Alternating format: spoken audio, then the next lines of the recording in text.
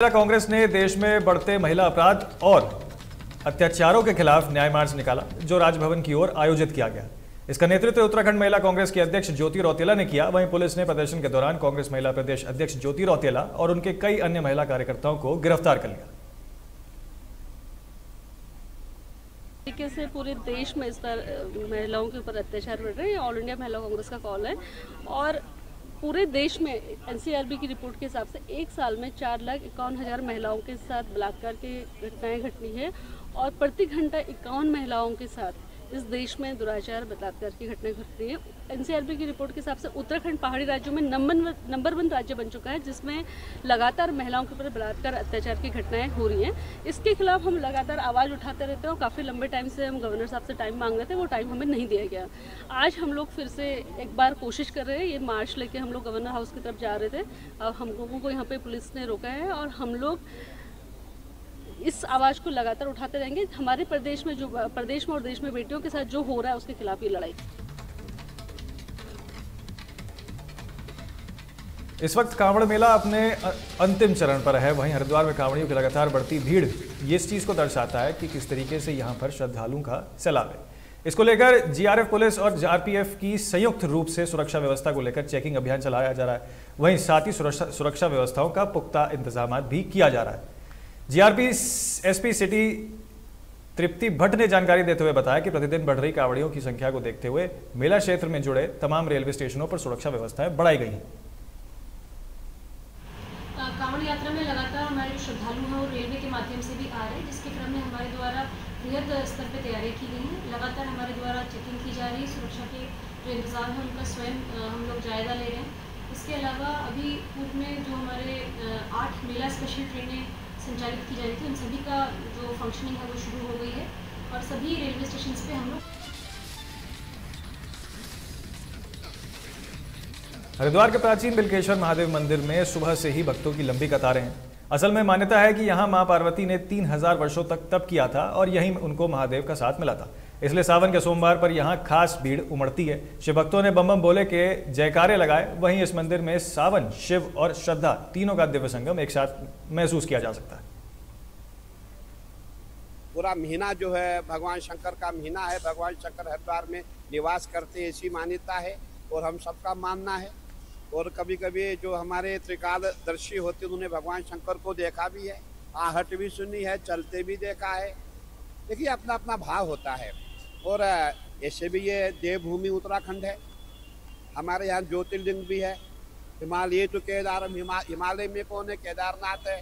और हरिद्वार का जो है विशेष महत्व होता है। मैं समझता हूँ पूरा उत्तरी भारत इस समय हरिद्वार में जल लेने आता है।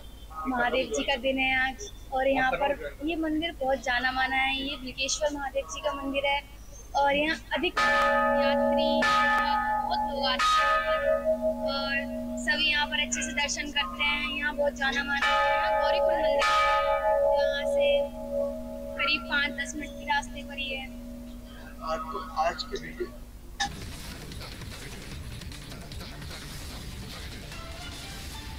उत्तराखंड में बीते 24 घंटों में राज्य के कई जिलों में बारिश दर्ज की गई है, जबकि कुछ इलाकों में भारी बारिश भी देखने को मिली। मौसम विभाग ने अगले 5 दिनों तक पूरे राज्य में भारी बारिश की चेतावनी दी है। आपको बता दें कि देहरादून मौसम विज्ञान केंद्र के निदेशक डॉक्टर विक्रम सिंह ने बताया कि गढ़वाल मंडल के अधिकतर क्षेत्र में भारी बारिश हो सकती है। नमस्कार, मैं विक्रम सिंह, निदेशक मौसम केंद्र देहरादून से। उत्तराखंड के लिए मौसम की बात करें तो आज 21 तारीख जुलाई की हो रही है और पास्ट 24 आवर्स में अच्छी रेन थंडरस्टॉर्म एक्टिविटी पूरे प्रदेश में मिली है ज़्यादातर जगहों में और हैवी से वेरी हैवी रेन्स भी जो है कुछ जगहों तक में वो मिली है। तो मानसून है पिछले 24 आवर्स की बात करें तो उसमें एक्टिव रहा है और आज 21 तारीख के लिए भी देखें तो आज भी जो स्थिति है वो इसी तरह बनी हुई है। आप देखेंगे कि ज़्यादातर जगहों में हमको हल्की से मध्यम बारिश मिलेगी। इसके साथ साथ जो भारी से बहुत भारी वर्षा है वो भी कुछ जगहों तक में जो हमारा गढ़वाल रीजन है उनके ज़्यादातर डिस्ट्रिक्ट में वो रहने वाली है। बाकी कुमाऊं या क्षेत्र के जो डिस्ट्रिक्ट है उनमें आइसोलेटेड हैवी रेन्स आप कह सकते हैं कि वहां पर मिलेगी या एका दुका वेरी हैवी तक भी, खासकर नैनीताल और अंदर के जो हमारा।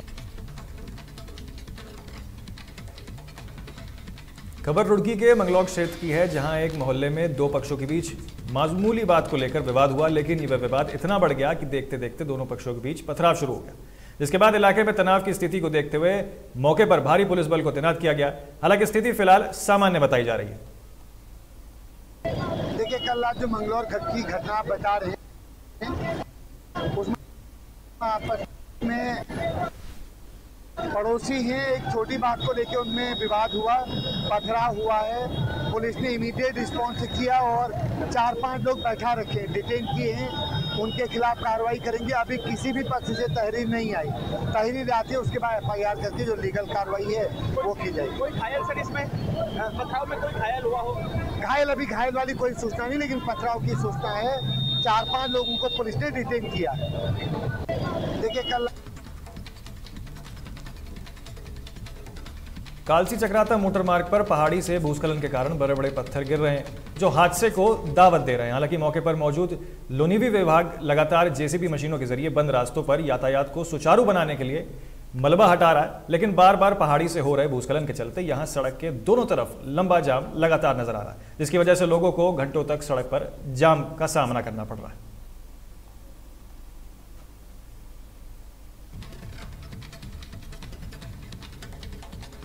कांवड़ यात्रा अपने अंतिम चरण पर है। वहीं NH 34 भी डाक कांवड़ियों के छोटे और बड़े वाहनों से घिरा हुआ है, जहां एक तरफ सिर्फ गाड़ियों की गड़गड़ाहट ही देखने को मिल रही है, जिसके चलते पुलिस प्रशासन भी पूरी तरह से अलर्ट नजर आ रहा है। आपको बता दें कि SP देहात शेखचंद्र सुयाल ने बताया और अपने अधिकारियों के साथ आने वाले वाहनों को व्यवस्थित रखने के लिए खुद जमीन पर उतरे।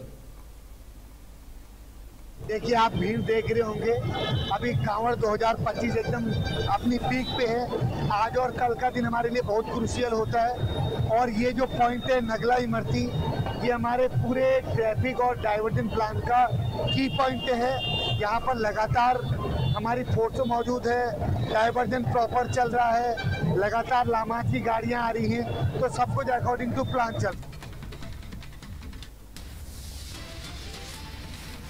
फिलहाल के लिए खबर उत्तराखंड में मेरे साथ इतना ही। बाकी तमाम खबरों के लिए और अपडेट्स के लिए सिर्फ तहलका डिजिटल।